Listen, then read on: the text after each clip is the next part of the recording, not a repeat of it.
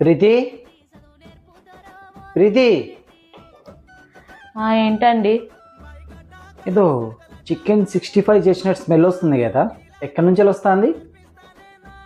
ఏమో, పక్కింటి రోజా బర్త్డే కావచ్చు. ఆమెది మార్చి 3కు. అవునా? మరి మన ఎదురుంటి జయది? ఆమెది జనవరి 17. ఇంటెనక సోనీది? ఆమెది ఫిబ్రవరి 17. పక్క గలి అంజలిది? డిసెంబర్ 9. అవునా? మళ్ళీ ఇవాళ ఎవరిది? ఇవాళ